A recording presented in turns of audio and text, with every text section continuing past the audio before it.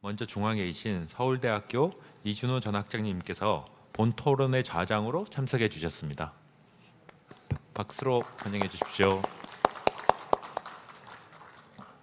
다음으로 토론자 8분을 소개하도록 하겠습니다.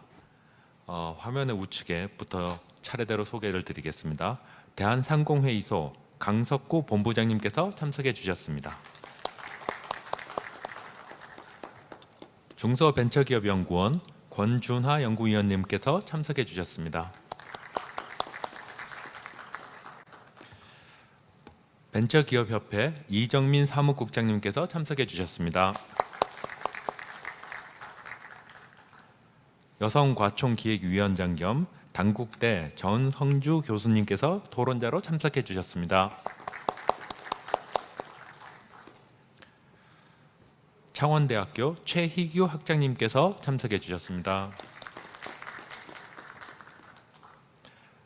한국대학교육협의회 백정하 소장님께서 참석해 주셨습니다. 과학기술정보통신부 김유식 미래인재정책과장님께서 참석해 주셨습니다.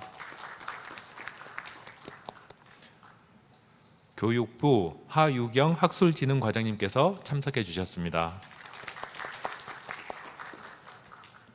자, 이제 마이크를 좌장님께 넘겨 토론을 진행하도록 하겠습니다.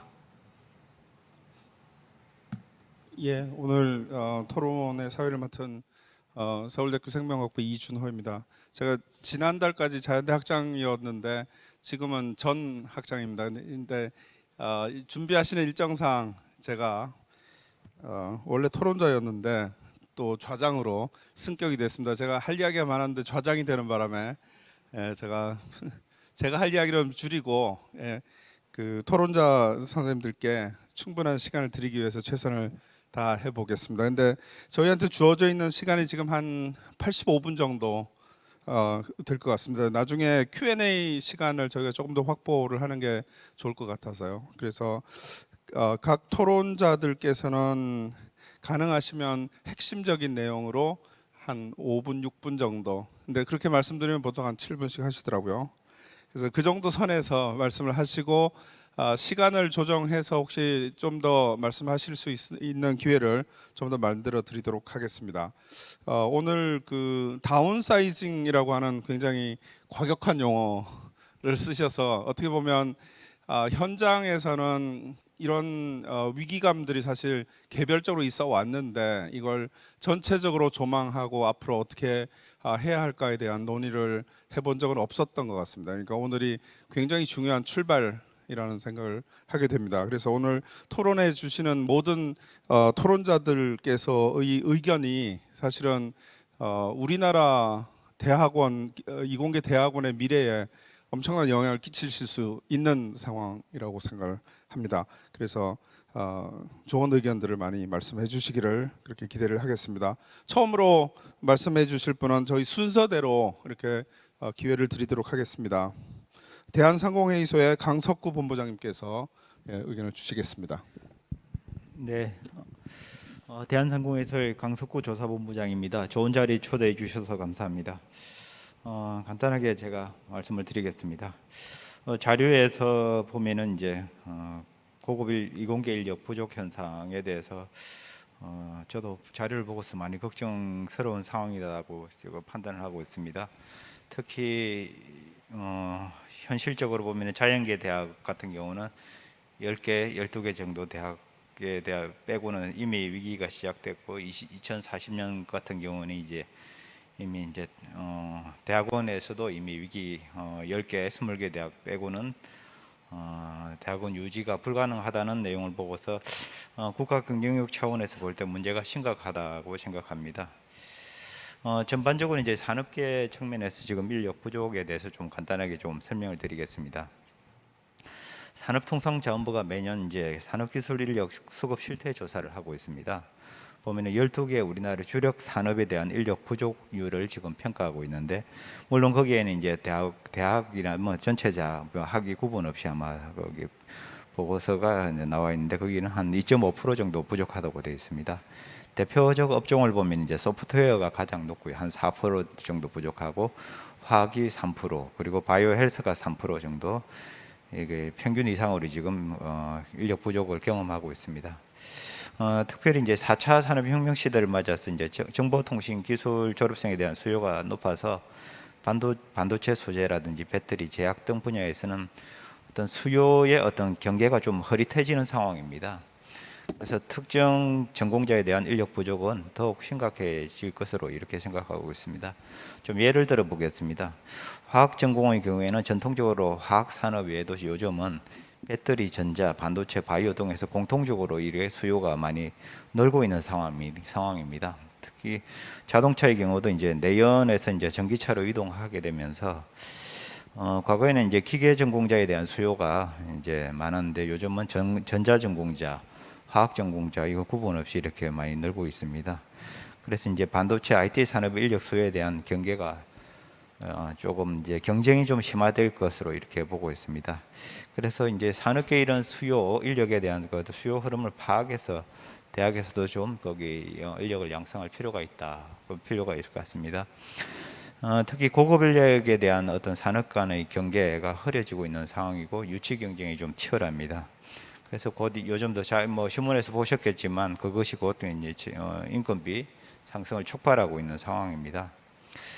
그래서 이제 현실적으로 지금 기업에서 우수 인력을 거기 유치하기 위해서 지금 택하고 있는 정책이 산학 장학생 제도를 통해서 석박사를 지원하는 방법이 있고 그리고 기업 내 연구 과제를 대학과 연계해서 이제 오픈 이노베이션 형태로 연구를 수행하는 과정에서 이제 학생들을 관찰하고 우수 인력을 확보하는 방법 그리고 이제 해외 주요 대학을 통해서 이제 리크루팅하는 방법 이런 상황에 있다는 것을 간단하게 소개해드립니다. 그럼 향후 5년 지난 5년간의 이제 쭉 이제 산업 인력의 어떤 추세, 수요 추세를 보면은 역시 반도체, 바이오 헬스, 소프트웨어, IT, 비즈니스 분야에 대한 인력은 계속 늘고 있는 상황이고요. 수요 측면입니다. 대신 전통 산업에 대한 인력 수요는 계속 줄고 있는 상황입니다. 그래서 그거 좀 고려해서 대학에서 이제 어떤 인력 양성에 대한 부분을 고민해야 되지 않을까 하는 생각입니다. 아까 발표자께서 이제 얼마 전 교육부에서 발표한 반도체 초격차 유지를 위해서 10년간 15만 명 인재 양성에 대해서 좀 말씀을 하셨는데 저도 동일한 고민입니다. 절대적으로 지금 그 학령 인구가 줄고 있는 상황인데 그럼 누구를 데리고 이렇게 교육시킬 것인가에 대한 고민입니다. 그런 부분은 사실은 뭐 나무를 키우려면은 묘목이 있어야 되는데 그런 묘목을 지금 구할 수 없는 이런 상황이 되지 않을까 하는 생각이고요. 그래서 자료에 보면 제 생각은 이제 그렇습니다. 그 10년의 어떤 스프레드를 10년으로 이렇게 펼치기보다는 좀 더 집중해서 단기간에 지금 그래도 지금 여력이 있을 때 거기 학령 인구 감소가 본격적으로 많이 줄기 전에 조금 더 집중적으로 고급 인력을 양성해 나가야 되지 않을까 이런 생각입니다. 그리고 이제 오늘 주제가 대학원 다운사이징에 대한 논의인데 저는 사실상은 산업 측면에서 봤을 때는 다운사이징보다는 어떤 양질의 교육 서비스 제공에 대한 인프라 부분에 대해서 거기에 더 시급한 문제라고 생각합니다. 지방 대학도 언급했고 아까 주요 대학 10개 내지 20개 대학 빼고 어떤 부분 언급도 있었지만 사실은 지금 당장 대부분의 어떤 대학 특히 이제 자연계나 이런 쪽을 보면은 교원에 대한 부분이 좀 고민을 해봐야 될 필요가 있지 않은가 생각입니다. 그동안이 뭐 재정력이 열악한 이제 다수 사립대 같은 경우는 이미 충분한 교원을 확보하지 못한 상태인 것으로 저는 알고 있습니다. 그러다 보니까 교수 1인이 수업 부담이 너무 크다 보니까 이 제대로 된 교육이 이루어지고 있냐. 보통 뭐 충분히 교원이 확보되면은 교수 한 명이 한 과목 정도 수업하면서 연구 중심으로 충분히 좋은 대학원생 데리고 좋은 인력 양성해 나가고 있는데 그렇지 못한 대부분 대학 같은 경우는 결국 교수가 일주일에 3-4과목을 수행하면서 제대로 이 연구를 할 수 있는 여건이 되겠느냐는 생각입니다. 그래서 이거는 저는 이제 어떤 국가의 어떤 교육 부분에서 재정 지원에 대한 부분을 좀 고려해 볼 필요가 있다고 생각합니다. 특히 지방교육재정교부금 제도 이거는 진짜 손봐야 된다고 생각합니다. 내국세의 22%가 지방교육재정교부금으로 의무적으로 할당되고 있습니다. 그리고 할당된 교부금이 대부분이 유치원, 초, 중고에만 이제 할당되는 현실을 감안했을 때 앞으로는 대학원 중심으로 국가 교육 재정을 시프트해야 되지 않을까 하는 생각입니다. 끝으로 이제 고급 두뇌의 유출에 대한 부분입니다. 어제 서울경제에서도 좀 언급도 있었고 했는데 우리나라의 고급 인력 유출에 대한 우리의 어떤 산업 현실도 있지만 특히 이제 우리 기업들이 해외 투자가 지금 많이 늘고 있는 상황입니다. 국내보다 해외 투자가 많이 늘고 자연스럽게 이제 특히 해외 투자가 이제 최첨단 산업 중심으로 반도체 배터리 쪽 해외 투자가 늘고 있는 상황인데 그 첨단 산업의 우수 인력들은 결국 국내에 우수 두뇌가 갈 수밖에 없는 상황입니다. 해외에서는 그 분야에 우리가 최프론티어에 있는 상황이라서 결국은 우리 인력들이 결국 해외에 나가려는 이런 구조가 되고 결국은 우리의 어떤 거기 우수 인력에 대한 어떤 국내 기반은 또 약화되는 이런 상황. 그걸 해외 진출하는 산업 현실 때문인데 그게 국내에서 또 부작용이죠. 일종의 해외로 나가는 이런 안타까운 상황인데 이걸 또 어떻게 좀 해결해야 될 부분도 좀 대학하고 산업계에서 같이 고민해야 되지 않을까 하는 생각입니다. 이상입니다. 네, 감사합니다.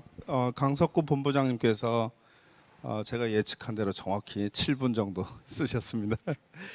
그 인력 부족에 관해서도 말씀을 해주셨고 다양한 노력을 통해서 그 고급 인력들을 유치하는 그런 경쟁 노력들에 대해서도 말씀을 해주셨습니다.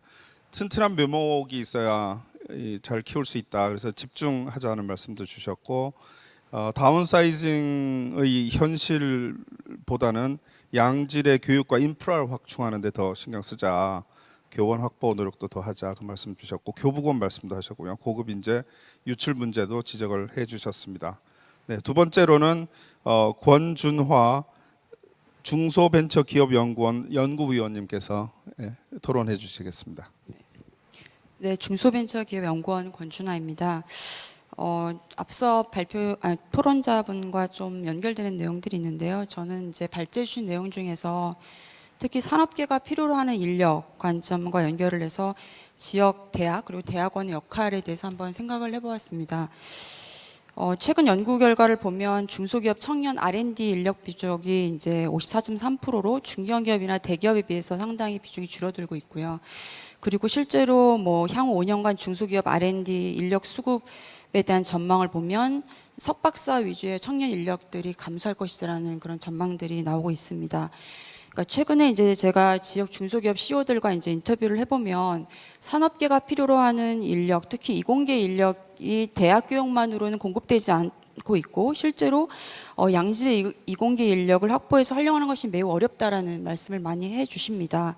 그래서 이때 이제 대학, 중소기업을 포함한 기업, 지역 기업 간의 협력 그리고 산업협력이 매우 중요하다는 말씀을 하시면서 이런 산업협력을 통해서 이공계 인력 확보와 개발이 매우 중요함을 이제 많이 얘기를 하고 있습니다. 그래서 이는 어떻게 보면 산업계가 이제 산업계 수요, 그 필요에 따라서 어떤 이공계 대학원생이 양성될 필요성이 있다는 측면들을 좀 보여준다고 할 수 있는데요.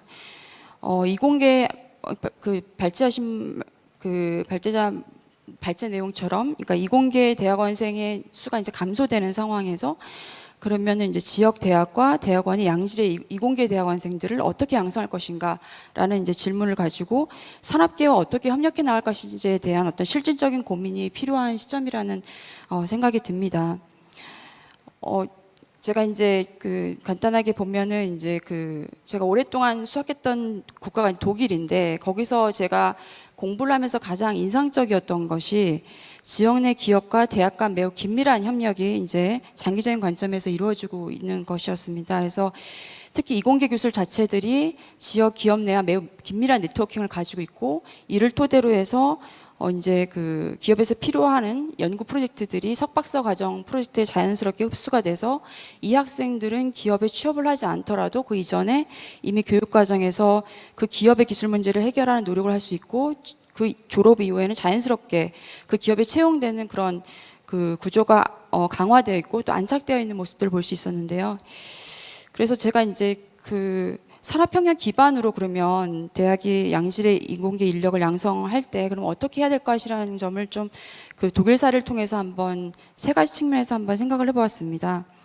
첫 번째는 그 이공계 대학원 교육 과정에 시장과 산업의 그 변화가 반영될 수 있도록 특히 이제 산업계 수요가 반영돼서 설계 운영되는 것이 매우 중요하다고 생각을 합니다. 그래서 이를 위해서는 기존의 대학과 대학원의 어떤 인식 개선이 매우 필요하다는 걸 볼 수가 있는데요.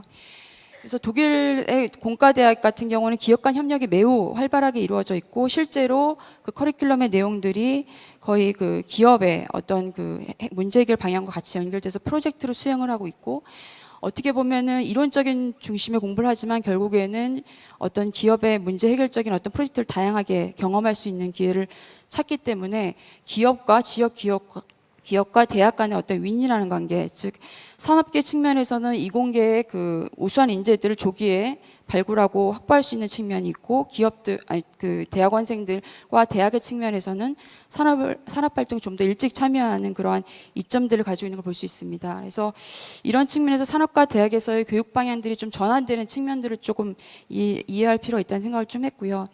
두 번째는 이제 저희가 이제 디지털 전환이라든가 다양한 어떤 그리고 또 빠른 산업의 그런 변화들을 이제 대응해야 되는데 이러한 빠른 산업 변화에 대응해서 시적절하게 인재를 양성하기 위해서는 어떻게 보면 대학 교육의 자율성이 좀 더 높아질 필요가 있다라는 생각이 듭니다. 그 독일 같은 경우도 이제 오랜 시간에 걸쳐서 대학의 자율성이 많이 확보가 되어서 실질적으로 대학의 세부적인 어떤 규정이 있는 거라기보다는 대학에 많은 위임을 하고 있는데요. 이러한 어떤 대학 예산 범위 내에서 교육 과정이라든가 아니면 대학 공부 특성화될 부분들을 스스로 이제 결정하는 부분에서 좀 더 산업계 요구를 유연하게 이제 맞출 수 있는 부분이 있습니다. 예를 들어서 이제 저희가 잘 알고 있는 다임러라고 하는 독일 자동차 회사 같은 경우에는 인더스트리 4.0에 대응을 하는 측면에서 직원들의 어떤 재교육 그리고 특히 기술 인력들을 포함해서 재교육의 어떤 그 문제의식을 가지고 그 슈투트가트에 있는 지역대학과 협업을 해서 아예 이원화대 학위과정을 개설을 해서 실질적으로 거기서 이제 기술 인력들을 양성을 하고 있는 것을 볼 수가 있습니다. 그래서 이것들은 어떻게 보면 대학이 가지고 있는 어떤 자율성 측면에서 그런 기업의 수에 맞춰서 그런 새로운 학위과정을 만들 수 있는 측면들을 볼 수가 있는 거고요.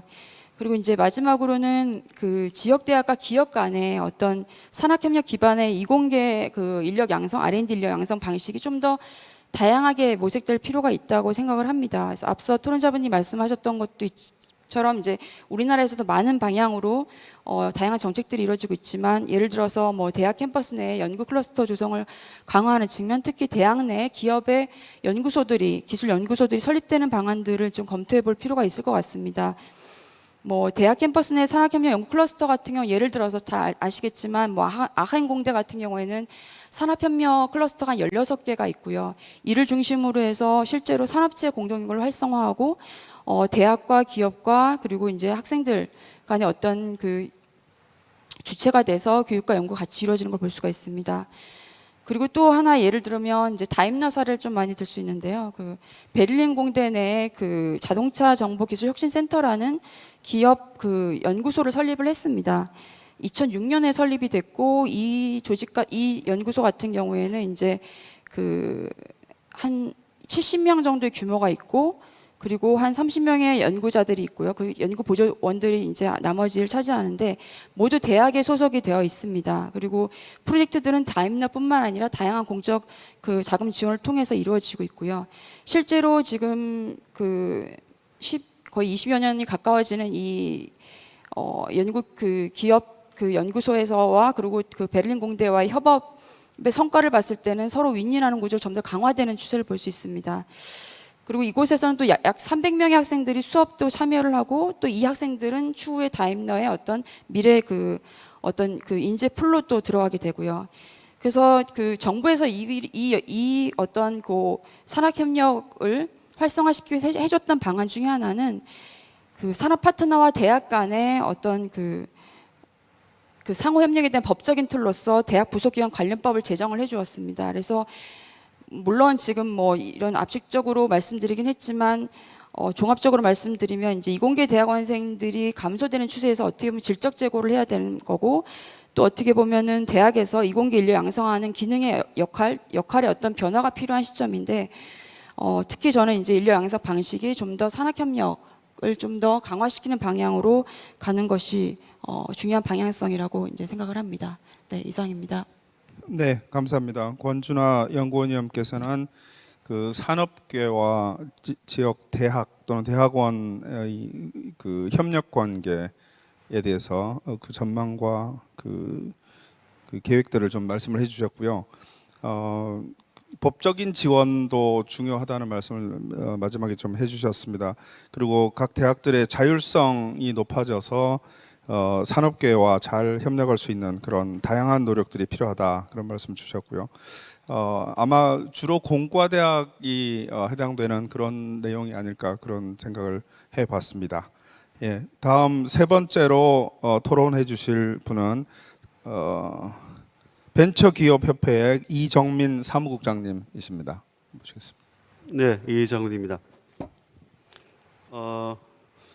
아까 다운사이징에 대한 설명을 하시면서 다소 과격한 표현이라 말씀 주셨는데요. 저는 산업계 우리 강석보 본부장님하고 제가 산업계 대표로 참석하고 있는 것 같은데, 결론을 먼저 말씀드리면 다운사이징이 아니고 대학 포지션이 피봇이 돼야 된다, 이렇게 먼저 말씀드리고, 몇 가지 통계를 좀 말씀드리겠습니다. 특히 이제 이 벤처 혁신 기업들의 그 우수 인력 유치 확보는 기업의 이제 생명과 같은 지속적인 숙제이기도 한데요.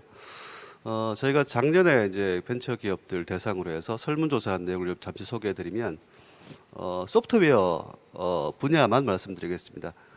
지금 당장 필요한 국내 한 4만 개 정도의 벤처 기업이 있습니다만, 지금 당장 10만 명 정도의 소프트웨어 인력 인재가 더 필요하다.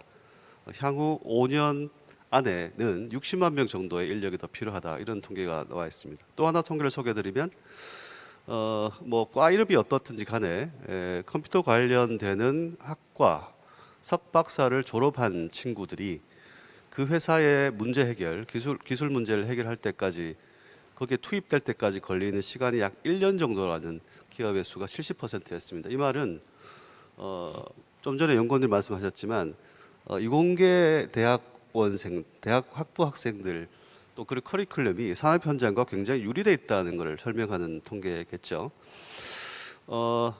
사실 이제 이 혁신 기업의 인력 공급 그리고 대학과의 유리 현상은 어제 오늘 일이 아니고요. 제가 오늘 행사 이제 참여하면서 좀 예전 과거를 자료를 좀 찾아봤더니 2013년도 9년 전이죠. 우리 벤처 업계에서 열린 포럼이 있었는데 정확히 이 주제와 같았습니다. 그때도 이대로 가면 산업계의 우수 인력들, 산업계에 필요한 우수 인력 공급이 굉장히 문제가 될 수 있다는 지적들이 있었고요. 그 한 달 후에 오늘 과기부에 참석하셨습니다만 약 3천억 정도의 예산을 들여서 정부가 향후에 10만 명의 인재를 양성하겠다는 계획도 발표가 됐더라고요. 근데 이번 정부의 공약에도 저희도 꾸준히 요청을 드렸습니다만 또 10만 명의 인력을 양성하겠다는 계획이 있습니다. 그런데 이런 부분들이 과연 학교에서 산업계와 유리된 채 양적으로 5만 명, 10만 명을 찍어내서 될 일인가라는 이런 이제 근본적인 그 부분도 좀 지적을 하고 싶고요. 이미 이제 혁신 기업들 한국의 현상만은 아니고요. 대학 졸업생을 대상으로 해서 인력을 뽑겠다는 인식은 이미 없어진 지 오래됐습니다. 구글 같은 경우에 이제 구글 자체적으로 실시하고 있는 교육의 라이센스 그걸 따는 것이 스탠퍼드 공과대학 박사보다 더 산업 현장에서는 우수한 그런 라이센스로 인정을 받고 있고요. 국내에도 네이버나 배달의 민족 같은 기업들은 자체적으로 인력들을 양성하고 있습니다. 그래서 논의 과정에서 대학원생을 또 석박사를 졸업을 해서 이 산업 현장으로 간다는 이 도식적인 것보다는 좀 전에 연구원도 말씀을 주셨습니다만 커리큘럼 과정에서 이미 학교와 이 산업 간의 그 화학적인 결합이 있지 않고서는 다운사이징 문제 또 대학의 피벗 문제가 근본적으로 해결되기 굉장히 힘들다 이런 말씀 좀 드리고 싶고요. 구글 문제만은 아니고 최근에 제가 이제 그 공과대 교수님한테 말씀을 드렸던 기계공학부 교수님이셨는데 이미 학생들이 학교에서 배울 수 있는 것 말고 그 학교 커리큘럼에서도 자율주행 자동차와 관련되는 기계공학적인 내용들을 유튜브를 통해서 배운다는 거죠. 선생님이 렉처링 하는 것이 아니고 그 수업 과정에 선생님이 교수님이 선정한 셀렉션한 유튜브 동영상을 틀어줘서 그 학생들이 그런 관련되는 지식을 습득하는 이런 이제 현상들이 벌어지고 있습니다. 그래서 그러니까 우리가 산업계 현장보다 대학의 교육 현실이 뒤처진다는 논의만으로는 이거는 캐치업하기 힘들 것 같고요. 뭐 계약학과 부분도 있습니다만 계약학과에 대한 부분도 좀 질적으로 양적으로 또 확대할 필요가 있습니다만 근본적으로 산업계에서 필요한 인력들을 양성하는 커리큘럼으로 대학 전체가 피벗이 되지 않으면 이 문제에 대한 해결책은 좀 요원하지 않나 싶습니다. 물론 뭐 대학 교육이라는 게 산업계의 인재를 공급하기 위한 목적만 있는 건 아니겠습니다만 뭐 인문과학이라든지 기초과학이라든지 여전히 대학 안에 이제 그 고유한 영역이겠죠. 적어도 공과대 그리고 우리 산업 현장 특히 이제 그런 핵심적인 기술이 필요한 이제 벤처 기업들의 성장으로 볼 때는 대학 교육의 전체적인 방향이 좀 바뀌어져야 되지 않나 말씀드리면서 마치겠습니다. 네, 감사합니다. 이정민 사무국장님께서는 대학의 그 포지션 자체를 다시 한번 생각해 봐야 된다는 어떻게 보면 다운사이징보다 더 큰 말씀을 해 주셨습니다. 그 벤처 혁신 기업과 대학 간의 그 미스매치 문제가 사실 오랫동안 계속 이야기가 되어 왔었고 그것에 대한 해결책에 대해서 고민을 하는 그런 말씀을 많이 해 주셨습니다. 감사드립니다. 자, 네 번째로 정선주 단국대 교수님께서 토론해 주시겠습니다. 네, 안녕하십니까. 저는 여성가총에서 기획위원장을 맡고 있는 단국대 대학원 생명융합공학과의 정선주입니다. 먼저 이렇게 귀한 토론회장에 초청해 주셔서 감사드리고요. 앞서 그 박기범 선임연구위원님께서 이공계 대학원생 다운사이징이라는 굉장히 아이캐칭 하고 그다음에 임팩트 있는 단어로 아주 좋은 데이터를 많이 보여주셨는데요.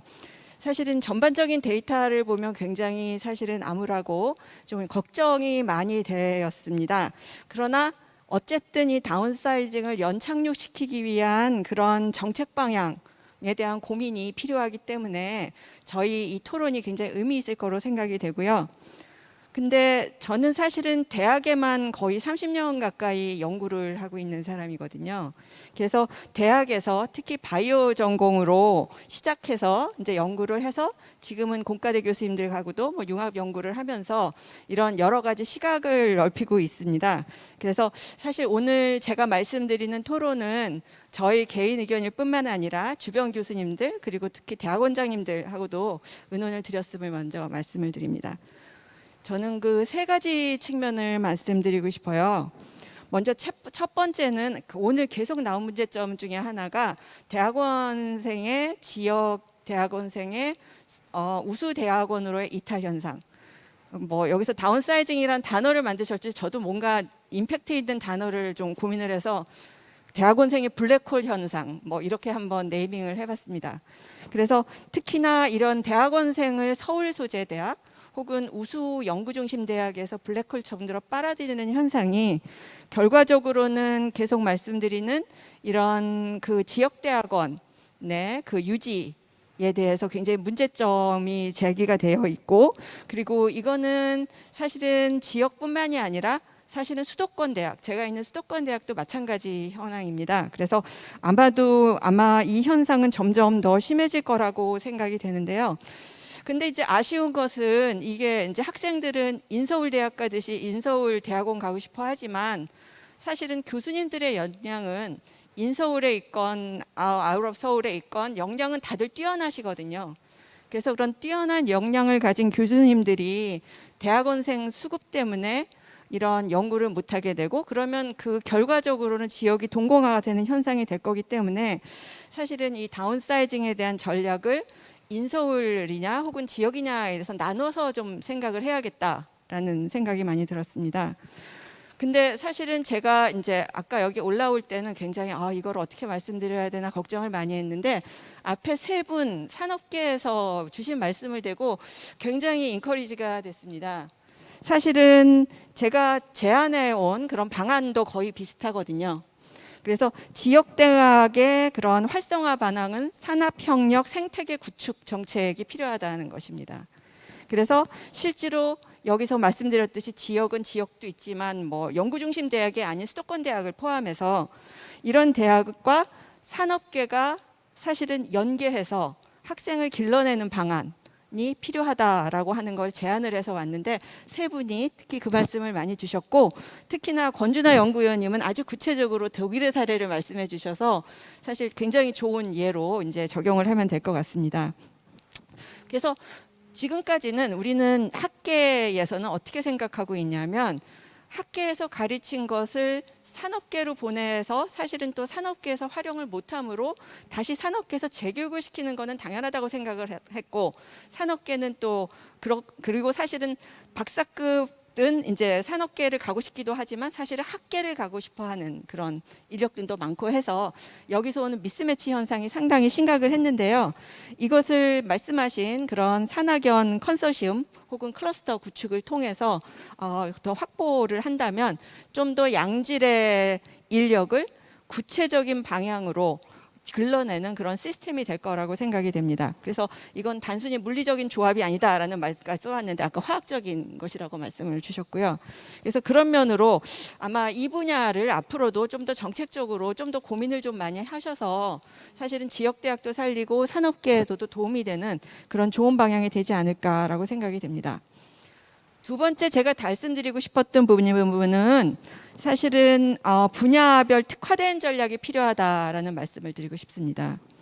특히나 기초과학의 경우에는 사실은 연구 인력의 양성에 드는 시간이 굉장히 오래 걸리고 특히 바이오 같은 경우에는 그 기간들이 업적을 내기 위한 시간들이 굉장히 많이 들립니다. 그래서 사실은 이제 연구 인력에 대한 우리가 고민을 할 때는 사실은 기초과학 연구의 특성 혹은 바이오 연구의 특성에 대한 이런 장기간의 투자를 기본으로 놓고 좀 고민을 해야 될 것 같습니다. 물론 바이오도 이제 산업계가 만들어지기 시작했고 이 산업계에 인력을 보낼 수 있는 이제 시스템이 구축이 되기 쉬웠지만 실제로 학계에서 대학원생이 졸업하기 위한 그런 자격 요건을 갖추는 그런 우수 논문을 발표하기 위해서는 사실은 기본적으로 기술을 배우는데 1, 2년, 그다음에 어느 정도 데이터를 내는데 5년이기 때문에 아주 혼자서는 논문을 낼 수 없고 여러 명이 논문을 낼 수밖에 없어서 다저자 논문을 낼 수밖에 없습니다. 그러다 보니까 학생의 입장에는 그렇게 오랜 기간 노력을 했음에도 불구하고 아웃풋이 별로 좋지 않아서 그에 대해서 그 고민을 많이 할 그런 시점에 있습니다. 그래서 어떤 의미로 볼 때는 기초과학 분야에 있어서는 좀 잣대를 다변화할 필요가 있고 이런 잣대 다변화 측면에서 아까 박 박사님 말씀하신 R&D 다운사이징이 가지는 좀 우려점이 있습니다. 사실은 R&D 다운사이징이라고 하는 측면은 개인 연구에 대한 어떤 다운사이징이 되면 결과적으로 이 개인 연구가 가지는 특히 기초 연구 가지는 임팩트를 많이 잊어버리지 않을까 하는 그런 우려가 있습니다. 기초과학은 여러 응용 학문의 토양이 될 수 있는 학문이기 때문에 그에 대한 또 특별한 어떤 대책이 필요하지 않을까라고 생각합니다.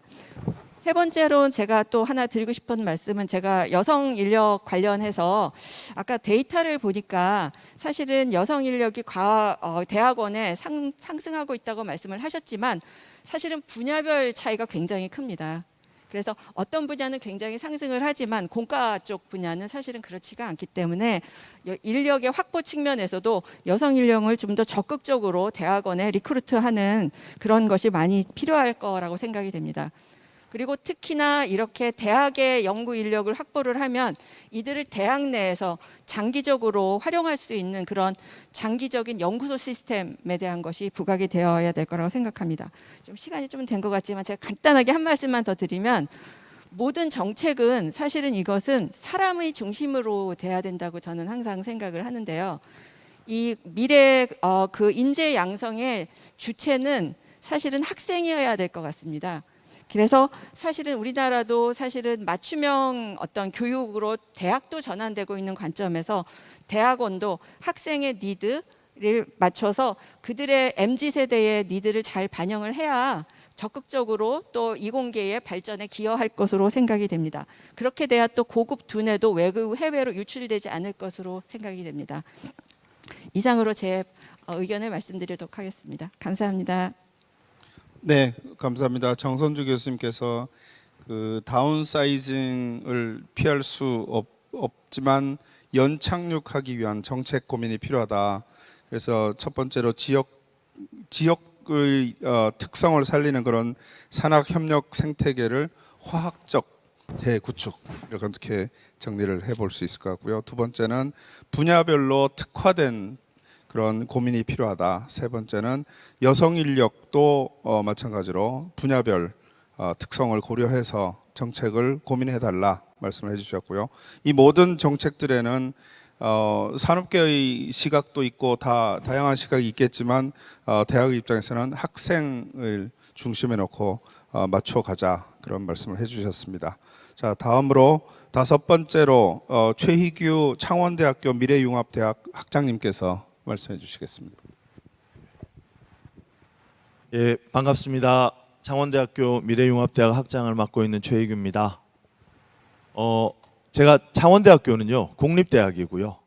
여러분들 잘 아시는 거점이라고 하는 지역에 있는 대도시에 있는 공립대가 아니라 약간 벗어나 있는 지역에 있는 국립대학교입니다. 제가 오늘 이 토론에 초대를 받고 토론문을 작성을 하고 내용을 좀 보면서 다운사이징이라는 대학원의 구조조정 정말 배부른 소리 하고 있구나. 이미 지역에 있는 대학원은 고사가 되었다. 자, 쓰나미가 오기 때문에 쓰나미 오기 전에 담벼락을 높이고 뭐 방파제를 건설하고 뭐 창문에 테이프를 붙이고 쓰나미 맞았거든요. 이제 이미 대학원이 운영이 안 되고 있을 정도의 상태거든요. 그래서 뭐 많은 토론회나 정부의 뭐 국회 등등에서 지역대학의 목소리는 다들 잘 알고 계실 거라고 생각을 합니다. 그래서 이제 지금은 이 대학원 같은 경우는 잘 아시다시피 지역에는 인구 감소만의 문제가 아니라 수도권 집중 그리고 학벌 업그레이드 등에 의해서 대학원은 이미 고사가 되어 있고요. 지금 23년, 24년 입시 계획을 짜면서 학력 인구 감소 때문에 이제 학부가 쓰나미를 맞을 것에 대응을 하고 있는 현실입니다. 제가 굉장히 긴 토론문을 가지고 왔는데요. 오늘 발표하시는 거 보고 이거 다 버리고 제가 조금 더 말씀드리고 싶은 거는요.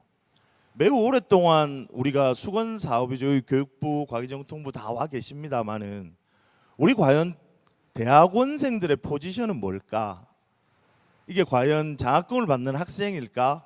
아니면 인건비라는 형태의 돈을 지급받는 연구원일까에 대한 정비가 제가 대학원을 다닐 때부터 논의가 되던 게 아직도 논의가 되고 있습니다.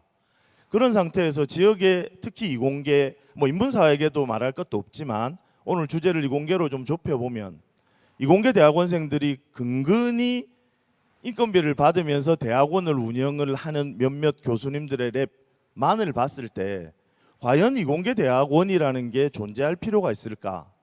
학생으로서 연구 역량을 강화시키는 게 어떤 의미가 있을까라는 고민을 굉장히 오랫동안 하고 있고 지금도 하고 있습니다. 그래서 제도적으로 정부 출연 연구원에서 정출연의 뭐 역할이나 아니면 연구력을 향상시킬 수 있는 재교육을 하기 힘들지 않습니까?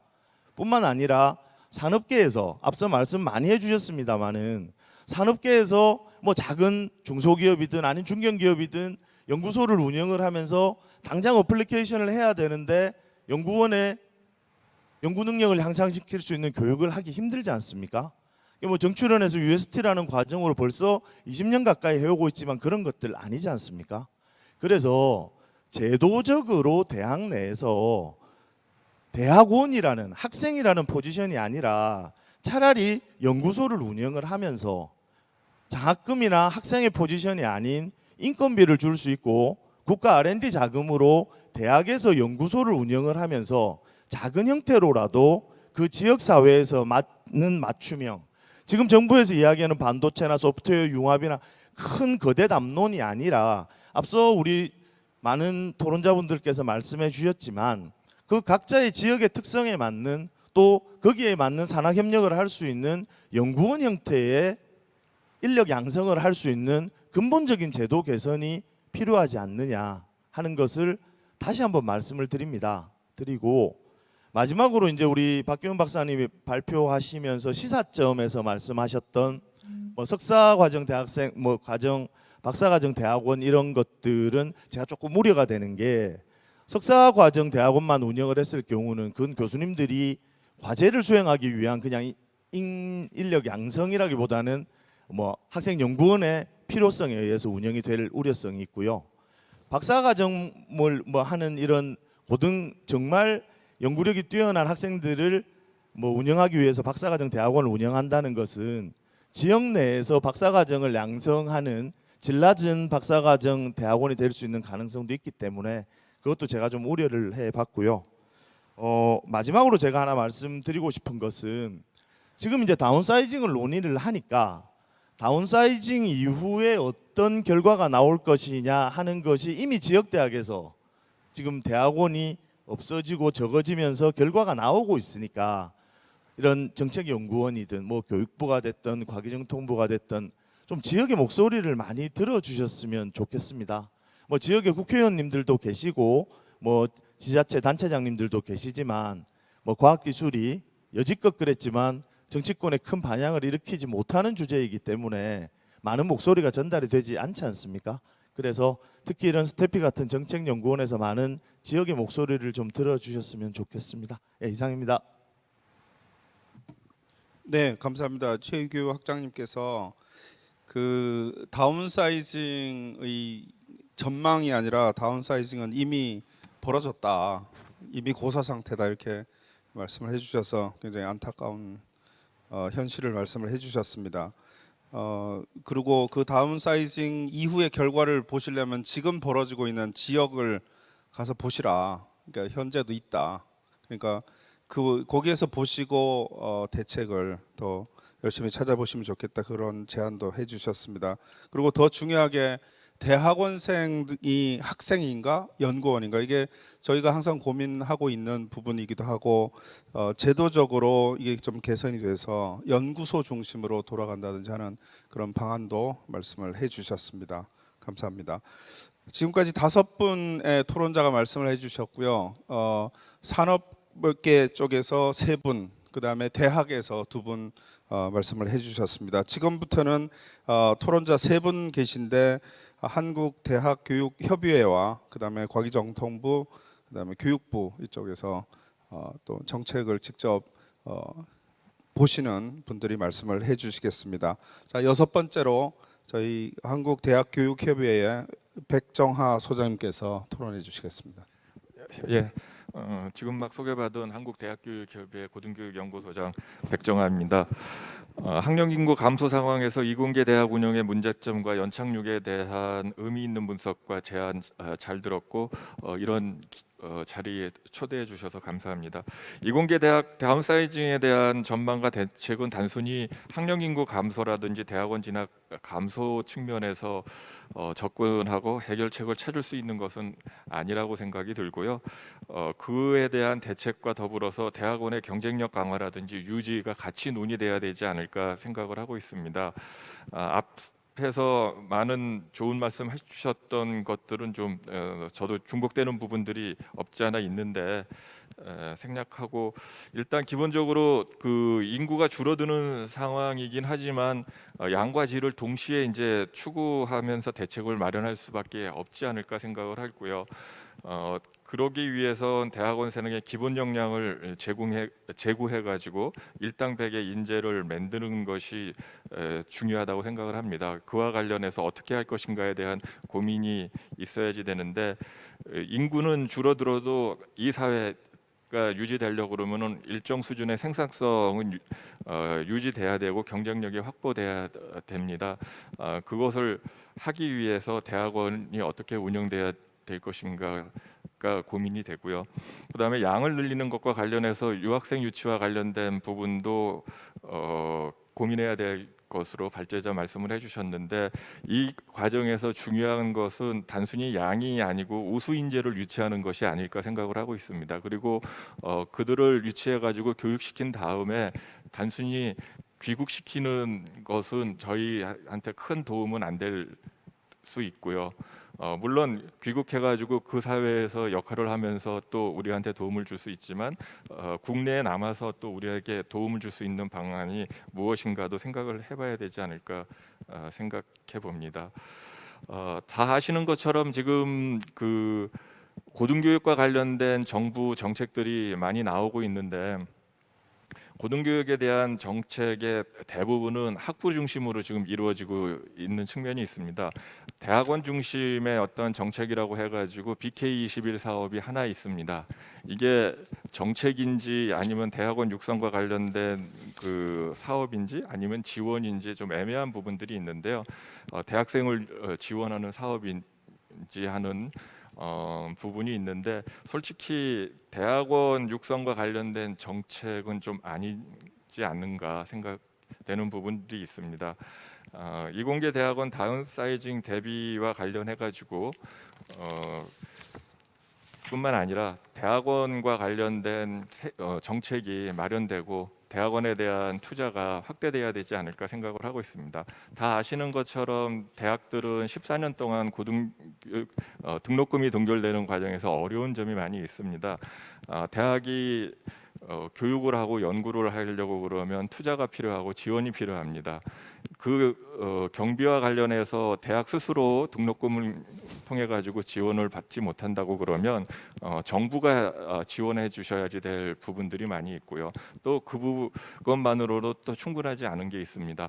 앞에서 대학에서 인력을 제대로 양성하지 못한 것처럼 말씀들을 하시는데, 산업협력을 통해 가지고 생태계 만드는 것 절대적으로 필요합니다. 그렇지만 그 과정에서 기업체들이 요구만 할 것이 아니라 실질적으로 대학에서 교육이 제대로 이루어져서 인력이 배출될 수 있도록 참여해서 지원해 주시는 부분들이 있는데, 그 부분에 대한 것들은 말씀들을 안 하시더라고요. 모든 것들이 꼭 대학에서 잘못하고 있는 것처럼 얘기되는 부분에 대해서는 서로 양쪽이 전부 다 반성해 봐야 되지 않을까 하는 생각이 있고요. 대학원 경쟁력 강화라든지 교육과 관련해서 재정 지원뿐만 아니라 인력 지원 또는 기자재 지원과 관련된 다양한 방법들이 있을 수가 있고, 그와 관련된 부분을 좀 생각해 볼 필요가 있을 것 같습니다. 대학원의 역할 분담과 새로운 그 접근이 필요하지 않나 생각을 합니다. 석사 중심 대학원, 박사 중심 대학원, 수도권과 비수도권 대학 간의 역할 분담에 대한 것도 발제자께서 말씀해 주셨고, 창원대 그 교수님도 그것에 대한 우려도 이제 말씀을 해 주셨는데, 그것뿐만이 아니고 어차피 지금 대학원 진학자가 감소되고 교육 여건이나 환경이 모든 대학들이 완벽하게 갖춰가지고 갈 수 있는 상황은 아닙니다. 그렇다고 그러면 학부가 아닌 대학원 정도는 지역에서 공동으로 또는 지금 공유대학도 나오고 있으니까 공유대학원으로 운영하는 것도 생각해 볼 필요가 있을 거고요. 이를 위해서 정부에서는 규제 개선이라든지 투자와 관련된 부분에 대해서 생각을 해주시는 게 필요할 것 같습니다. 오늘 얘기되는 것뿐만 아니라 과거에도 이공계 대학의 문제, 이공계 대학원의 문제와 관련된 얘기들은 많이 있어 왔습니다.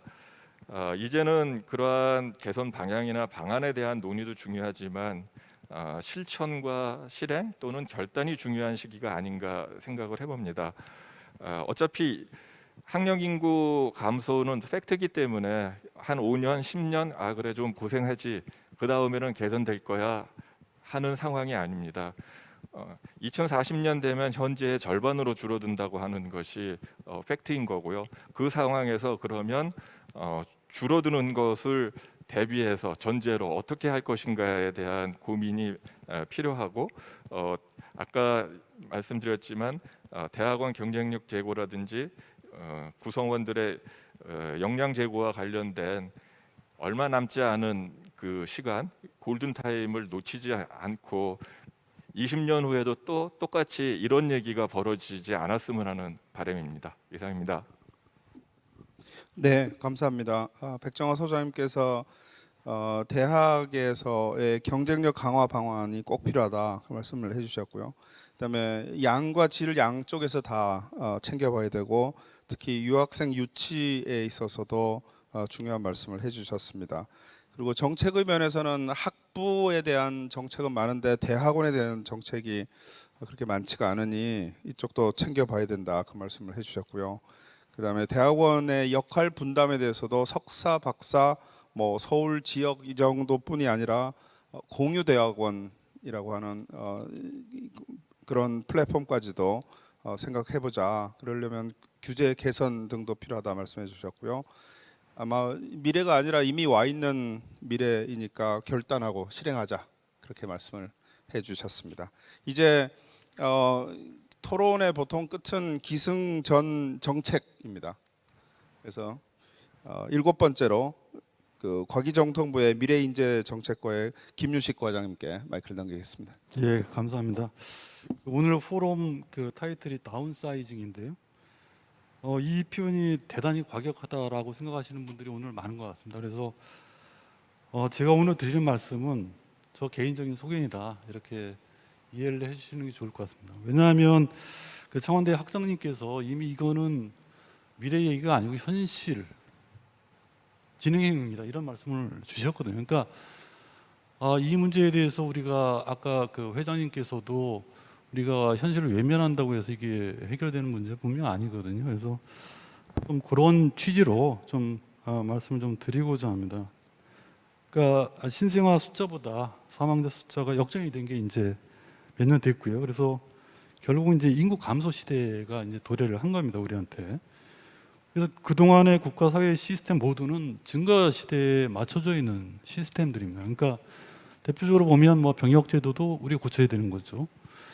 학령 인구 감소에 따라서 대학에 대한 구조조정도 당연히 이루어져야 되는 문제입니다. 연금 개혁 당연히 해야 되는 거죠. 몇 년 전부터 이제 범부처 인구 TF까지 현재 가동을 하고 있습니다. 뭐 이게 이제 국민들한테 잘 알려져 있지는 않습니다. 왜냐하면 인구 감소의 문제는 그 사회 전반에 파급 효과를 주고 있고 우리 국가 사회 시스템 자체를 바꿔야 되는 문제이기 때문에 대단히 복잡하고 어려운 문제입니다. 정부 내 TF에서 어떤 가시적인 성과를 낸다고 하는 게 상당히 어렵습니다. 어렵고 저는 이런 문제들이 결국 그게 뭐 다운사이징이 됐든 표현은 어떻게 될지 모르겠지만 각 부문별로 정말 사회적인 토의가 광범위하고 심도 있게 일어나야 된다. 이거는 회피할 수 있는 사안이 아니다 이런 생각을 합니다. 학령 인구 감소, 대학원 감소는 정해진 미래고 현재 진행형입니다. 이거는 회피할 수 없습니다. 대표적으로 이제 우리가 2000년 초반에 그 두뇌 유출 문제를 얘기했던 그 진원지였던 미국에서도 이미 대학들의 합병, 파산이 시작이 됐습니다. 됐고 이게 뭐 구체적인 데이터를 제시하지는 않았지만 하버드 쪽에서는 10년 안에 미국 대학의 절반 문 닫을 것이다 이렇게 예상을 하고 있습니다.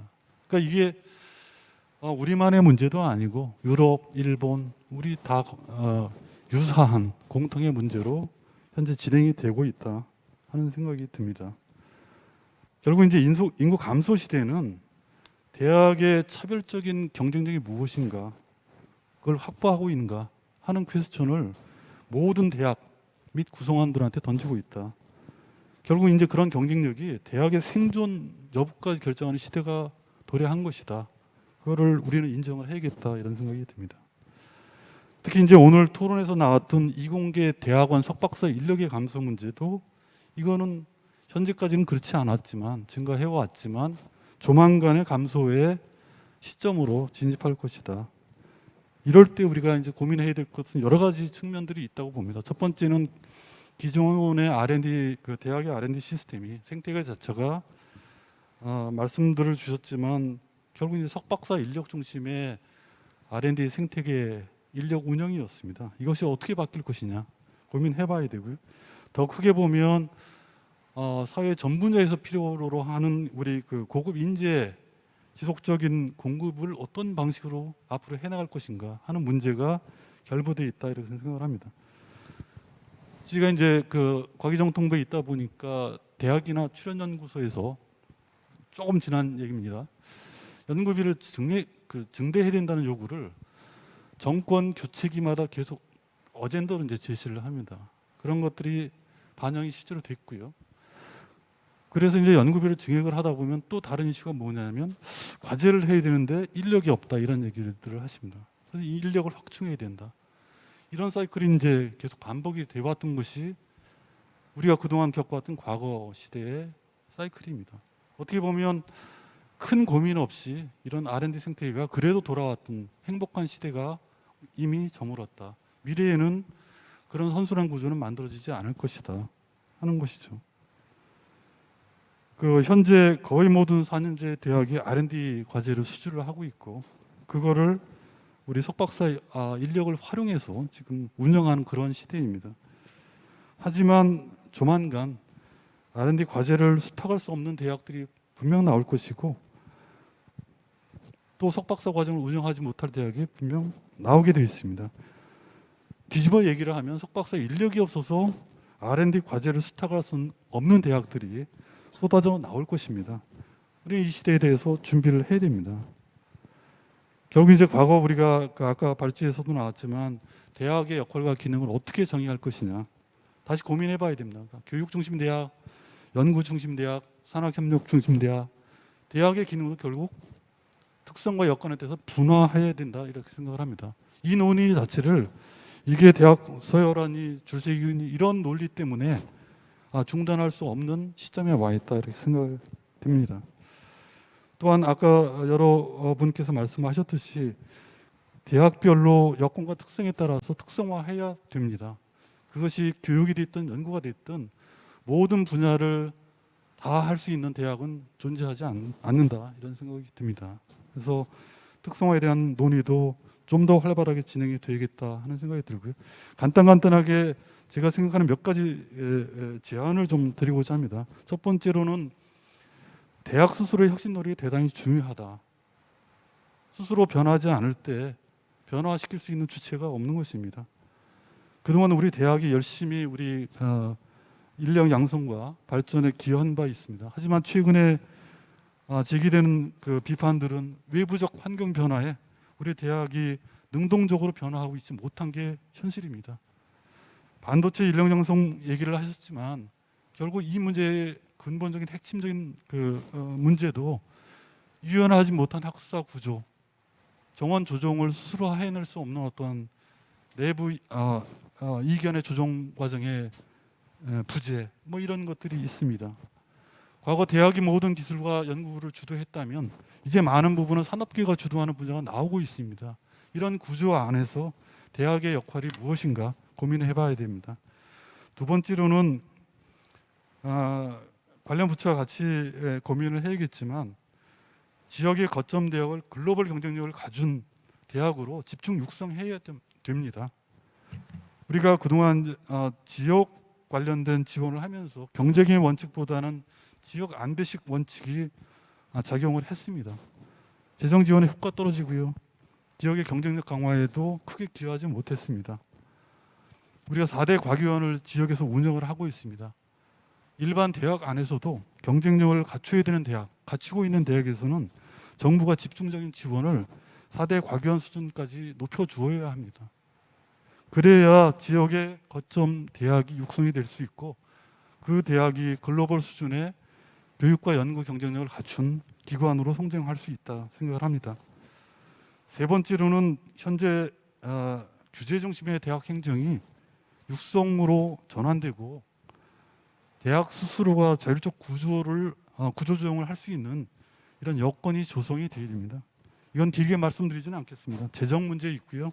학사 운영에서 자율성 가지면서 스스로 구조 조정할 수 있는 제도적인 틀이 마련되어야 합니다. 네 번째로는 인력 활용에 관한 여러 가지 다변화의 문제입니다. 첫 번째로 말씀드릴 사항은 유학생입니다. 현재 이공계 대학원생이 한 8만 6천 명 전국에 있는데 그 중에 한 10%가 외국인 유학생입니다. 그 중에 이공계 학생이 한 9천 명 정도 됩니다. 그럼 이 유학생들이 학위를 취득한 이후에 귀국을 대부분 하고 있고 아니면 한국이 아닌 다른 나라로 자업을 찾아서 떠나고 있습니다. 큰 틀에서 보면 이것은 우리가 투자해서 시킨 학생들을 우리가 활용하지 못하는 체계입니다.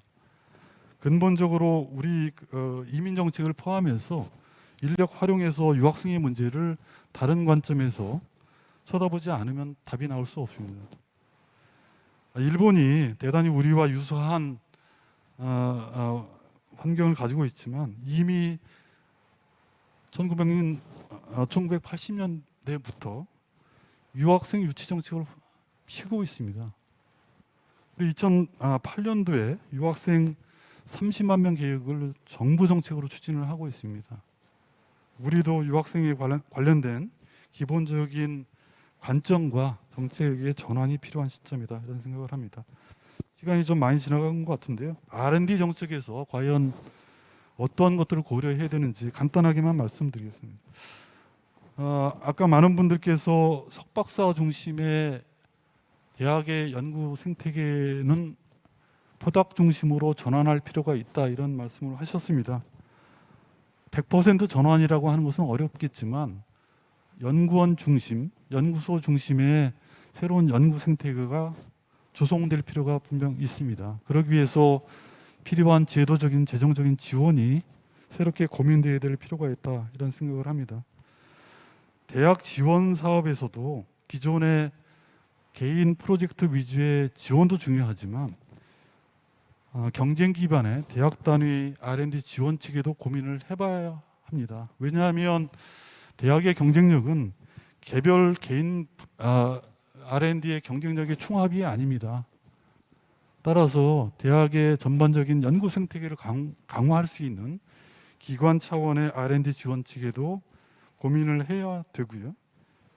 그 다음에 경쟁 기반으로 그룹별 연구를 지원할 수 있는 체계도 좀 더 강화할 필요가 있다. 그래서 R&D 사업의 다변화, 그 다음에 여러 가지 포트폴리오를 구성을 통해서 현재 인력 감소 시대에 맞는 형태의 R&D 지원도 필요하겠다 이런 생각을 갖습니다. 감사합니다.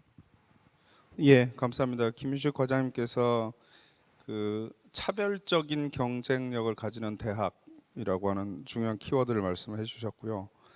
그다음에 R&D 생태계에서 그동안에 쉽게 선순환했다면 앞으로는 좀 더 고민하면서 순환시키는 게 필요하다. 그래서 다양한 제안들을 해 주셨습니다. 대학들도 스스로 변화하는 노력이 필요하고 제도적으로, 정책적으로도 많은 그 고민들이 필요하다는 말씀을 주셨고요. 제 생각으로도 좀 더 많은 논의와 그래서 그것이 정책에 반영될 수 있도록 그렇게 진행이 되었으면 하는 그런 바람을 가져봅니다. 자, 오늘 일단 첫 번째 라운드의 토론의 마지막으로 교육부 학술진흥과의 하유경 과장님께 마이크를 넘기겠습니다. 네, 감사합니다. 교육부 학술진흥과장입니다. 오늘 이제 서울 올라오는 기차에서 마침 어제 이제 통계청에서 발표된 2021년 인구 센서스 결과를 접하게 됐습니다. 그래서 뭐 저출산이나 그 인구 성장률 둔화는 이제 익히 알고 있었지만 실질적으로 이제 인구의 볼륨 자체가 줄었다는 것은 상당히 좀 큰 충격을 다가왔고요. 뭐 이제 언론은 이제 대한민국 인구 붕괴다라는 말로 이제 이걸 표현하고 있었습니다. 그래서 어쩌면 이제 인구 감소와 대학원생의 감소 이런 경고가 오래된 일이었음에도 불구하고 이제 좀 맞닥뜨리고 싶지 않았던 그런 주제. 그래도 뭐 내가 있는 동안에는 뭐 안 일어날 좀 그런 인기를 얻기 힘든 뭐 그런 주제로서 뭐 말씀하셨다시피 뭐 회피가 좀 되어 온 측면도 없지 않은 것 같습니다. 뭐 범부처적으로 노력을 하고 있지만 이제 이렇게 다가온 현실에서 이공계 대학원, 오늘의 이제 논의 포커스인 이공계 대학원뿐 아니라 어떤 학문 전체적인 면에서 그 연구 생태계의 붕괴를 이제 막는 효율적 방안을 모색하고자 하는 이제 취지에서 오늘 포럼에 이제 큰 의의가 있다고 생각하고요. 초대해 주셔서 감사드립니다. 근데 이제 먼저 박기범 박사님의 발표에서도 대학뿐 아니라 대학원도 봐야 된다라고 잘 지적을 해주셨습니다만 이 문제는 정말 이제 이공계뿐 아니라 인문사학계를 포함한 학문 전체적인 문제 그리고 이제 단순히 이제 대학뿐 아니라 바탕이 되는 초중등 교육까지 함께 보아야 될 인재 양성의 전체적인 문제라는 생각을 많이 하게 됩니다. 그래서 이러한 견지에서 교육부와 과기부가 이미 이제 21년 12월에 이공계 대학 혁신 지원 방안을 이제 함께 발표한 바도 있고요. 여기서도 이제 많은 이제 문제가 잘 짚어지고 과제를 정리한 바가 있습니다. 이걸 꾸준히 일단 실천해 갈 필요가 있겠다라는 생각을 해봅니다. 저는 이제 교육부에서는 학술진흥과를 담당을 하고 있고요. 사실 많은 부서가 관련된 큰 주제인 것 같습니다. 그래서 이제 교육부에서 뭐 인재 양성 계획을 주관하는 부서는 아니지만 저희는 이제 인문사회 R&D 그리고 대학의 이공 분야 R&D 지원을 담당을 하고 있습니다. 그래서 이제 교육부와 과기부가 협업으로 그 연구자의 성장 단계에 맞춘 맞춤형 지원 체계를 구축하고 그 동안에 이제 꾸준히 과제 수라든지 예산을 이제 늘려왔습니다. 이 중에서도 이제 저희 교육부가 맡은 이제 부분은 석박사 학생 등 학문 후속 세대 지원, 대학의 기초 연구 기반 확충, 그리고 균형과 보호, 뭐 소외 학문에 대한 육성 측면에서 다양한 사업을 하고 있고요. 이런 차원에서 이 자리에 초대해 주신 것으로 이제 이해를 하고 있습니다. 특히 이제 오늘 정선주 교수님께서 말씀 많이 해주셨는데요. 그 이제 지역 대학과 기초 과학의 터전으로서 이 자연 계열의 위기에 대해서는 저희 사업을 통해서도 특별히 관심을 기울이고 지원을 이제 하고자 하고 있습니다. 특히 이제 이준호 학장님께서 많이 또 수고해 주셔서 올해가 마침 유엔이 지정한 세계 기초 과학의 해라고 합니다. 그래서 또 전국 자연과학대학들과 함께 올해를 조금 더 의미 있는 그런 해로 만들어 보고자 함께 이제 노력을 하고 있습니다. 또 이제 오늘 연구소에 대한 이제 많은 말씀을 해주신 것 같습니다. 그래서 그동안 이제 굉장히 오래된 시그너처 사업으로 이제 교육부는 대학의 연구 기반 조성을 위해서 이 대학 중점 연구소를 중심으로 연구 기반 조성과 그 연구 활성화를 위한 이제 노력을 해왔습니다. 그래서 지난 5년간 이제 물량적으로는 54개에서 155개소로 많은 성장을 해오긴 했습니다. 이에 더해서 이제 대학의 기초 연구 역량 강화 사업을 통해서 대학의 어떤 장비라든지 기자재의 공동 활용을 촉진하여 공유와 협력의 가치 확산에도 노력을 하고 있다라고 이제 말씀을 드리고 싶습니다. 그렇지만 이제 연구에서도 지적을 해주신 대로 오늘 많이 말씀 주신 대로 그리고 사실 이공계 혁신 방안에서도 이제 지적이 돼 있습니다만 대학에는 아직도 이제 교수 개인의 과제를 좀 선호하는 경향이 크고 연구의 기지로서 어떤 대학의 R&D 체질을 개선하는 데는 한계가 있었고 특히 그 연구소의 지속성 측면에서는 어떤 일정한 한계가 있었다는 비판을 해보게 됩니다. 어떤 면에서는 이제 개인 과제, 진정한 이제 연구소가 아니라 개인 과제의 확대판이다라는 지적도 없지 않았던 것 같습니다. 그래서 오늘 이제 최희규 교수님께서 이제 신랄하게 말씀해 주셨는데요. 그러한 관점에서 저희가 또 고민을 이제 하고 있습니다. 그래서 이러한 문제점을 좀 극복하고자 23년도부터는 이 중점 연구소 사업에 좀 개편 방안을 모색을 하고 있습니다. 그래서 대학에서 연구소가 기초 과학의 거점 역할을 하면서 또 대학 본부의 그 R&D 지원 체계를 좀 효과적으로 개선해서 취지를 좀 연구소의 취지를 달성하는 확대 개편 방안을 방안을 모색하고 있습니다. 그래서 꼭 학과에 소속하지 않더라도 안정적으로 학문 후속 세대가 연구자로 성장해 나갈 수 있고, 또 어떤 교수님의 그 랩에 소속돼서 교수님의 연구과제 수주의 그 운명이 좀 좌우되는 그 여부에 종속되지 않는 좀 안정적인 그 학문 후속 세대들의 연구 거점으로서 연구소를 좀 체질 개선하는 그런 방향으로 확대 개편 방안을 모색하고 있고요. 이제 지금 이제 예산 확보 단계이기 때문에 이후 단계에서는 많은 분들의, 특히 이제 지역 분들의 의견을 듣고자 하고 있습니다. 그래서 저희도 이제 많이 공감하는 게, 대학원이 위기라면 지방의 대학원은 더 큰 위기고 지방의 대학원생은 더 큰 위기인 것 같습니다. 같이 공부할 동료들이 이제 없어지니까요. 그래서 이제 이런 지역의 학문 후속 세대가 좀 안정적으로 성장해 나갈 수 있도록 대학과 함께 이제 노력하겠습니다. 그 연구가 인구 절벽 시대에 우리 모두가 함께 고민할 중요한 이제 주제와 아이디어를 제공해 주셨습니다. 또 이제 좀 더 좋은 연구로 마무리되기를 좀 기대하면서 조금 비판적인 말씀을 보태 보도록 하겠습니다. 먼저 이제 대학의 연구력 향상은 굉장히 중요한 주제입니다. 그렇기 때문에 이제 우리가 모였는데요. 뭐 또 대학이 수행하는 연구 R&D 규모가 뭐 7.4조 원, 대학이 수주하는 정부 R&D 규모도 5.8조 원, 굉장히 큰 연구의 주체입니다. 명백한 사실인데요. 다만 이제 대학은 연구기관이면서 교육기관이라는 점, 그리고 연구의 성과를 창출해내는 곳이지만 동시에 이제 인재를 길러내는 교육기관이라는 점, 또 대학의 연구 성과의 측정 또한 이 장기적 관점에서 다양한 유형, 무형의 기준을 통해 측정되어야 된다는 꾸준한 지적은 사실은 이제 저희가 받고 있는 지적이기도 합니다. 그래서 그러한 차원에서 이 대학 재정 지원 사업을 단순히 이제 R&D 사업으로만 치환해서 보려는 이제 일부 시각이 있다면 이건 좀 경계해야 된다라는 말씀을 드리고 싶고요. 오늘 마침 이제 연구의 시사점에서 이러한 점을 오히려 짚어주신 것 같아서 조금 안심이 됩니다. 아울러 이제 모두에서 말씀드렸다시피 이제 오늘의 논의는 이제 이공계 대학원의 위기이지만 사실 이공계 대학원만이 산다고 다 사는 건 아닌 것 같습니다. 인문사회를 포함한 학문 균형 발전에 대한 이제 고려를 통해서 전체적인 건강한 학문 생태계 회복을 함께 고민하는 노력이 필요하지 않을까라고 말씀드리고 싶습니다. 그리고 이제 마지막으로는 오늘 연구 결과 많은 좋은 시사점을 주셨지만 이제 지금까지는 자율화가 강조되었다면 이제는 국가 전체 R&D 효율화 패러다임에서 보자라는 이제 논의는 자칫 잘못 이해하면은 조금 우려스러운 측면도 있지 않을까라는 말씀을 좀 드려봅니다. 이 연구의 효율화를 반대하는 것은 전혀 아니고요. 다만 이제 다면적인 특성을 가진 대학을 이 연구 기관으로서만의 정체성을 가지고 연구 효율성만을 성과로 판단하는 것은 한계가 있다고 생각합니다.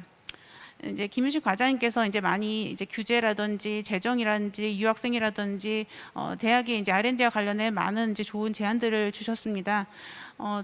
특히 이제 대학은 이 출연연의 R&D와는 굉장히 다른 측면이 있기 때문에 이 R&D와 관련된 대학의 R&D에 영향을 미칠 수 있는 이제 많은 제도에 대해서 이제 과기부도 함께 저희와 이제 고민하시고 해주시면은 감사하겠다라는 이제 말씀을 드리고 싶습니다. 마지막으로 이제 뭐 대학의 본질을 다시 한번 고민해보는 토론회가 이제 된 것 같습니다. 개인적으로는 이 뭐 중세로부터 대학이 뭐 굉장히 다양한 역할을 사회와 함께 이제 수행해 왔는데요. 이런 이제 다면적 특성을 가진 대학은 자율성이 이제 핵심이다라는 생각을 많이 해보게 됩니다. 자율성은 사실 대학의 생존을 가능케 하는 뭐 산소와도 같은 것이라는 말은 사실 제가 이제 굳이 안 하더라도 이 자리에 참석해 주신 여러 교수님께서 더 많이 말씀해 주실 수 있는 주제인 것 같습니다. 그래서 오늘 이제 박기범 박사님의 좋은 연구에 이러한 이제 대학의 특성에 대한 고민이 조금 더 잘 드러난다면 정말 더 한층 유익한 보고서가 될 것이라고 기대합니다. 예, 좋은 토론회 준비해 주셔서 감사합니다. 네, 감사합니다. 하유경 과장님께서도 다양한 제안과 평도 해주시고 예, 계획도 말씀해 주셨습니다. 특히 그 대학의 연구소들의 지속 가능성 관련해서도 좀 말씀해 주셨고요. 특히 지역의 거점 대학들 아까 과기부에서도 말씀하신 거의 비슷한 말씀이신 것 같아서 아주 바람직한 협력이 기대가 된다 이렇게 말씀드리겠습니다. 대학은 연구만 하는 데가 아니라 교육과 연구가 함께하는 기관이다라는 어떻게 보면 대학의 본질에 대해서도 과장님께서 한 번 더 강조를 해주셔서 감사하다는 말씀을 드립니다. 그 외에도 제가 다 요약을 못 해드리지만 지금 다 들으셨던 것처럼 아주 다양한 제안과 그 의견들을 주셨습니다. 지금 시간을 보면 한 20분, 15분에서 20분 정도 시간이 있습니다. 제가 잠깐 그 사전에 이미 질문을 해주신 부분들이 있어서 그 부분을 소개를 해드리도록 하겠습니다. 원래 계획은 이 사전 질문들을 제가 말씀을 해드리고 답변을 요청드리려고 했는데 사실은 지금 토론자분들이 말씀해주신 내용에 거의 다 포함이 되어 있어서 아마 공통적으로 느끼는 고민 이런 느낌으로 제가 소개를 해드리려고 합니다. 사전 질의 현황에서 대학원생이 감소하면 산업의 어떤 분야가 가장 큰 타격을 받게 되나요? 이런 질문이 있으셨고 아까 충분히 토론자들께서 말씀을 해주셨습니다. 그 다음에 인문계 졸업생들 기초과학 분야가 약한 것 같다 이런 말씀해 주셨는데 사실 이 부분은 아직은 저희가 논의를 오늘은 크게 많이 해드리지는 못했습니다. 그 다음에 또 하나 중요한 질문은 수도권과 지방의 양극화 현상이 점점 더 심해집니다. 수도권 대학 중심의 대학원 활성화 정책보다는 지방 대학을 배려할 수 있는 대학원 활성화 정책안들이 만들어지기를 바랍니다. 이렇게 의견을 주셨습니다. 이 의견에 대해서도 여러 토론자들께서 충분히 좋은 제안들을 많이 해주셔서 사전 질의를 사실은 그 토론자분들께 드린 게 아닌데 충분히 답변을 해주신 상황이 된 것으로 그렇게 생각을 하겠습니다. 그 다음에 유튜브에서 지금 채팅창으로 질문이 들어와 있는 게 있습니다. 이 질문은 발제자께 드리는 질문인데 답변을 잠깐 해주실 수 있을까요? 마이크를 주시면요. 좀 길게 주셨는데 제가 아까 과기부 과장님도 말씀해 주셨던 내용이기도 한데요. 그 R&D 대학의 R&D 체질을 고도화하기 위해서는 그러니까 역량을 하향화하는 게 아니라 질적인 성장을 도모해야 한다. 그러기 위해서는 대학원 중심의 R&D 수행 체계를 포스닥 중심으로 획기적으로 전환하는 게 필요하다고 생각하는데 어떻게 생각하시는지 의견을 그다음에 앞으로 어떻게 할 수 있을지에 대한 말씀을 질의를 해주셨습니다. 네. 예, 대학원생을 포닥으로 진화해야 된다라는 것에 대해서는 뭐 필요성이라기보다 피할 수 없는 게 학생이 없기 때문에 연구를 하기 위해서는 결국 그걸 생각하면은 뭐 포닥이라는 이름이 되었던 뭐 무슨 연구 전문 인력이 됐든 스텝 사이언티스트 같은 이름이 됐든 그런 식의 전환은 필요하다고 생각을 합니다. 이제 그걸 위해서 뭐가 필요하냐라고 했을 때 우리가 학생이 연구실에서 참여해서 왜 연구를 했는가 생각해 보면 뭐 무슨 뭐 심지어 뭐 아주 안 좋은 그런 것도 있습니다. 한 것은 어떤 미래에 대한 희망이라고 할 수가 있겠죠. 내가 졸업을 하고 학위를 받고 그럼 나가서 이제 나의 일자리를 찾겠다. 그걸 하면서 배우는 그게 있었던 거죠. 그런데 포닥 중심의 연구 체계가 되기 위해서는 그럼 그 포닥에게 어떤 희망을 줄 수 있을 거냐라는 것이 매우 중요하다고 생각을 합니다. 그것이 포닥이라는 뭐 정해진 그 2년, 3년 이런 계약을 거치는데 그 기간이 끝나고 할 일이 없다. 뭐 이런 게 되면은 효율적인 체계가 힘들 것이고, 그러니까 이분들에게 얼마나 안정적인 일자리를 제공하느냐, 미래에 대한 비전을 함께 제공하느냐라는 것이 대학 연구 체제 나아가서 국가 연구 체제를 바꾸는데 중요한 과제가 아닐까라고 생각합니다. 결국은 그 분야의 질 좋은 일자리를 얼마나 만들어낼 수 있는가라는 것이 관건이라고 생각을 하고, 대학원생 여러 번 강조를 드렸습니다만 대학원생 체제 중심의 R&D가 이제는 어떤 뭐 당연히 전체는 아니고 일부 그러니까 균형이 되겠죠. 그러니까 지금과 같은 어떤 연구 체제가 필요한 분야, 특히 기초 분야나 뭐 이런 말씀하셨는데 그것도 필요한 부분이 있을 거고, 집단적인 연구를 통해서 해결해 나갈 부분이 있는 것이고, 이제 그것도 우리가 앞으로 다운사이징 시대에 중요하게 해결해야 될 과제라고 생각합니다. 네, 감사합니다. 그 포스닥들의 일자리라고 하는 또 중요한 그 사회적인 해결책이 또 필요한 부분이 있어서 그 말씀도 해주셨습니다. 혹시 그 현장에 와 있는 플로어에서 질문이나 의견이 있으시면 저희가 받을 수 있는 시간을 잠깐 드릴 수도 있고요. 사실은 혹시 있으신지 일단 기다려 보겠습니다. 그 다음에 그 토론자분들이 처음에 말씀하신 분들이 제가 너무 압박을 많이 드려서 시간을 좀 덜 쓰신 경향이 있습니다, 사실. 그래서 혹시 좀 미진했던 부분이나 아니면 다른 토론자께서 말씀하신 내용 중에 덧붙이거나 아니면 약간 다른 의견이 있으시면 지금 간단하게 말씀하실 수 있는 기회를 잠깐 더 드릴 수 있을 것 같습니다. 혹시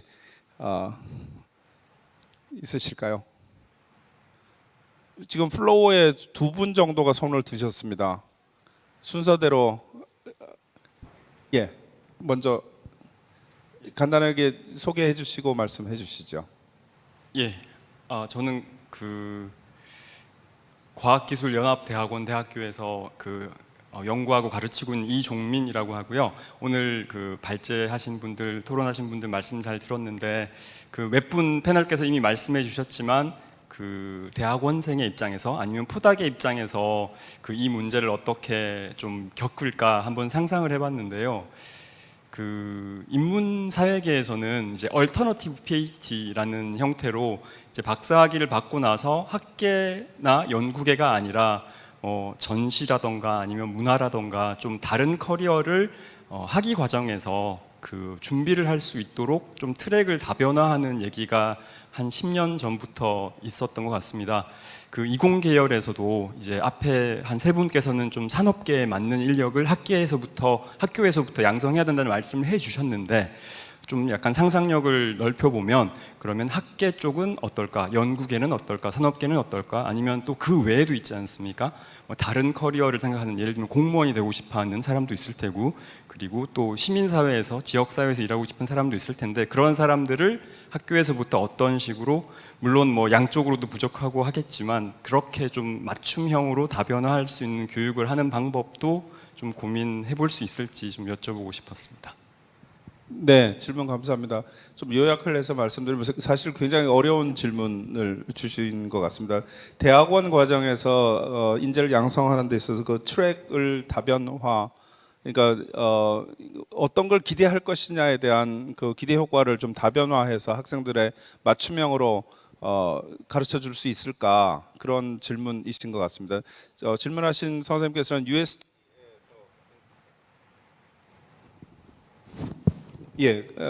연구하시면서 가르치고 계신, 그래서 현장에서의 질문 고민이신 것 같습니다. 혹시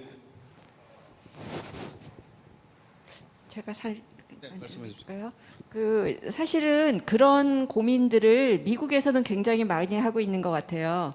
그래서 네이처가 사이언스인가 그런 이슈들을 보면 PhD를 받고 올터너티브 잡 마켓이 무엇이 있을까에 관한 그런 기사들도 있더라고요.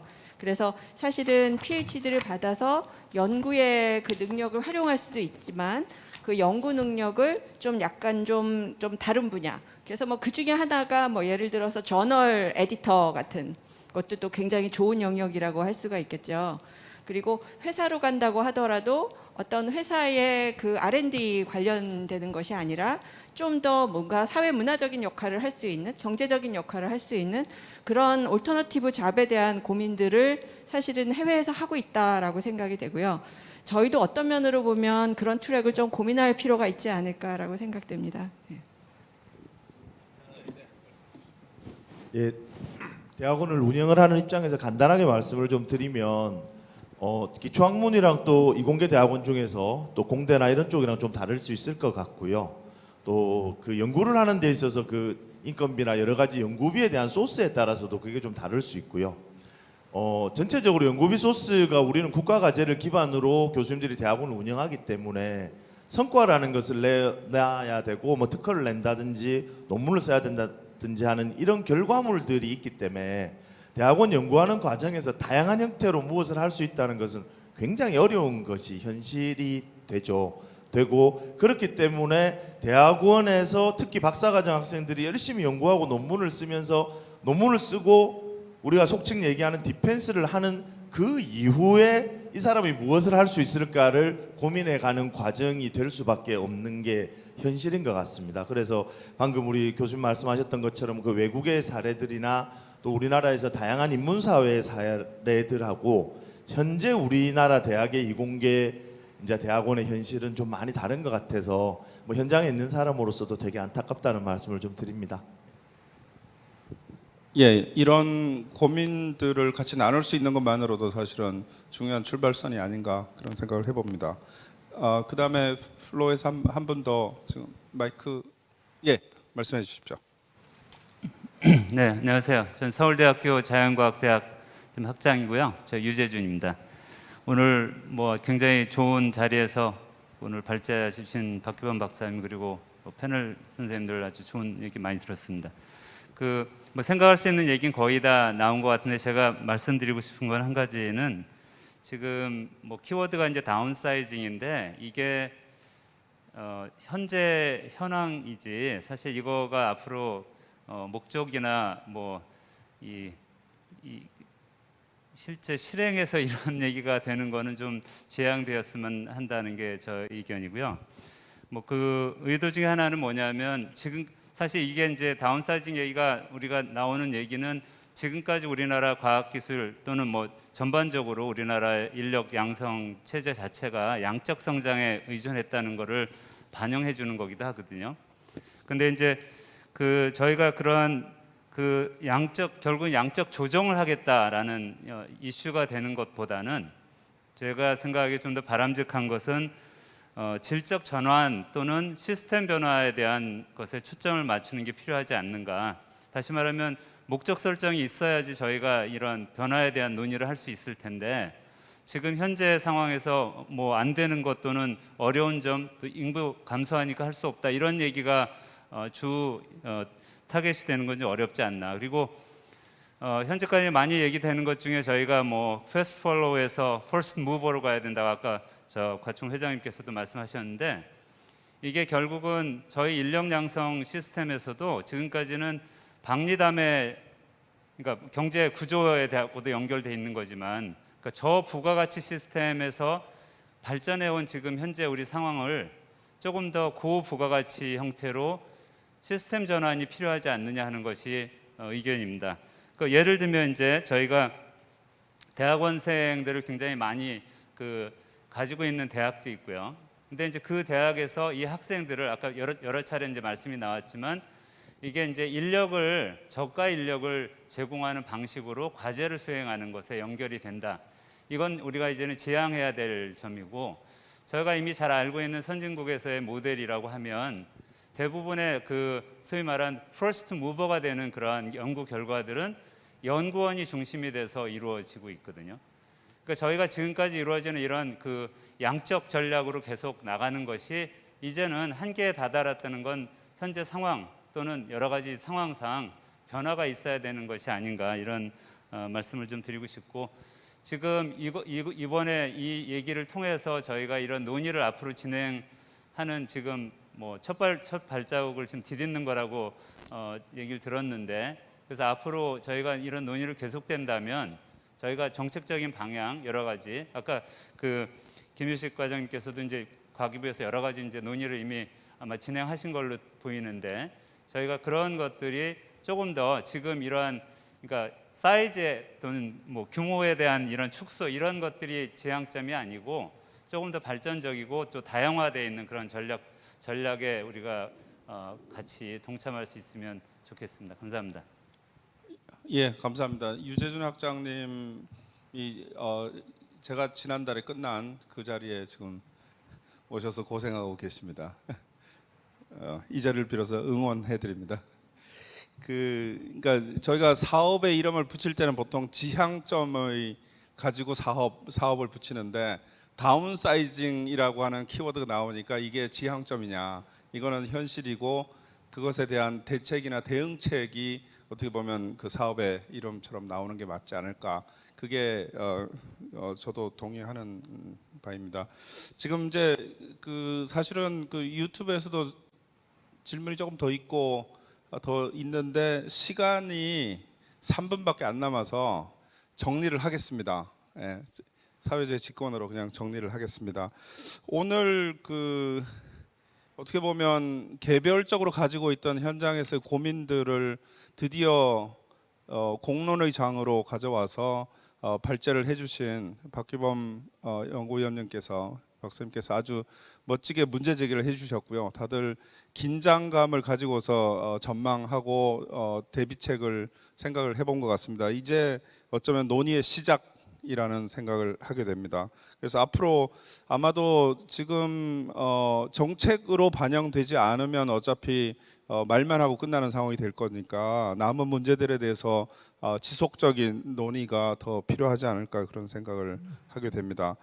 그 오래된 물건들 그냥 갖다 버리는 게 아니라 데려다와 다시 쓰면 뭐 리사이클이라는 표현도 쓰지만 그걸 조금 더 잘 쓰면 업사이클이라는 표현도 쓰지 않습니까?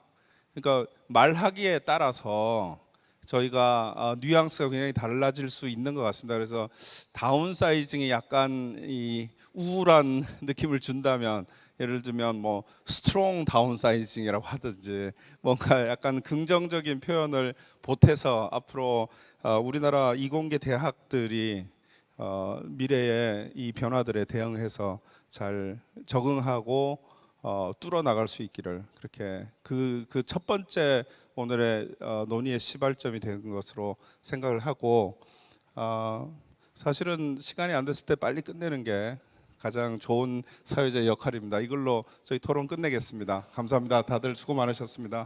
네.